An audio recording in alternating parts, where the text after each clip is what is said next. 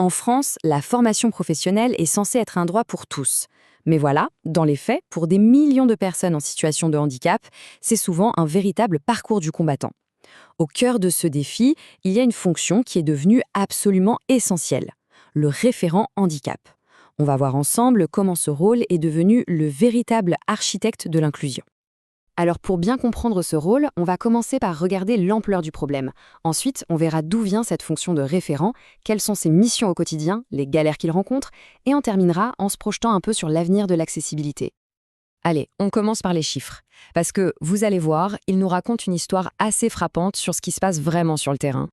Ces données de 2023, elles sont sans appel. On voit bien qu'il y a un décalage énorme. Plus de 7% de la population active a un handicap, mais quand on regarde qui est en apprentissage ou un contrat de professionnalisation, donc les voies royales vers l'emploi, les chiffres s'effondrent. Ce n'est pas juste une statistique, c'est un potentiel immense qui est gaspillé, autant pour les personnes que pour les entreprises.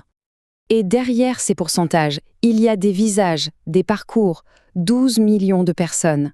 Pour elles, la formation, ce n'est pas une option. C'est bien souvent la seule voie possible pour trouver un travail et gagner en autonomie. Bon, face à cette situation, il a bien fallu réagir. Et c'est là qu'une fonction a commencé à émerger pour devenir la pierre angulaire de toute la stratégie.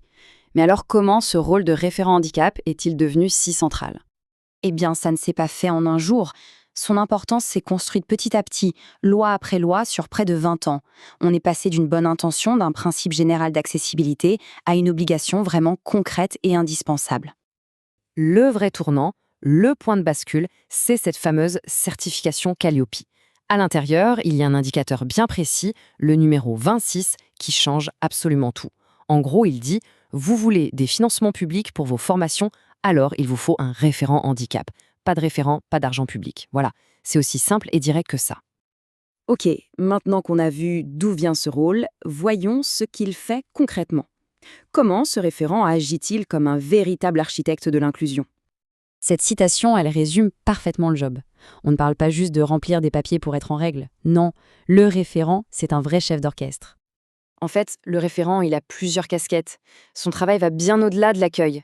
Il doit bien sûr s'assurer que les locaux et les outils numériques sont accessibles. Mais son rôle est aussi d'adapter la pédagogie elle-même. C'est un travail de coordination énorme. Il faut sensibiliser les formateurs, accompagner chaque apprenant individuellement et faire en sorte que tout l'écosystème soit aligné pour que ça marche. Bon, ça, c'est la mission sur le papier. Maintenant, ce qui est vraiment intéressant, c'est de se pencher sur la réalité du terrain, sur les défis de tous les jours. Et l'un des plus gros obstacles, il est invisible. 80% des handicaps ne se voient pas. On parle de troubles 10, de maladies chroniques, de troubles psychiques. Et là, ça pose une question fondamentale. Comment on fait pour aider quelqu'un si on ne sait même pas qu'il ou elle en a besoin ? Ça crée une tension permanente entre l'objectif, qui est d'offrir un soutien sur mesure, et la réalité, où c'est super compliqué d'identifier les besoins. Beaucoup de personnes n'osent tout simplement pas se déclarer, souvent par peur d'être stigmatisées. Et les difficultés ne s'arrêtent pas là, loin de là. Les référents ont souvent l'impression d'être Sisyphe qui pousse son rocher.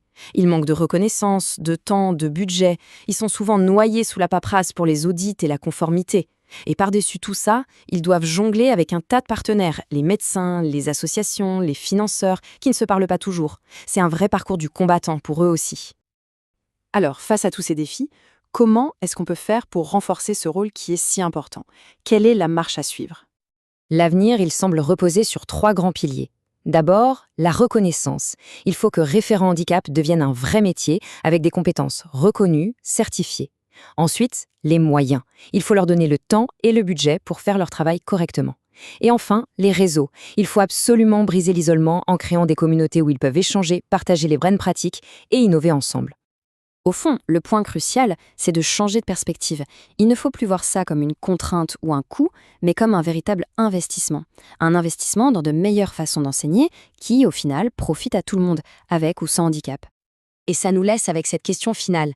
Est-ce qu'on continue de voir l'accessibilité comme une simple case à cocher pour être en règle, ou est-ce qu'on la saisit comme une chance unique d'inventer un système de formation plus juste, plus humain et tout simplement plus efficace pour demain ?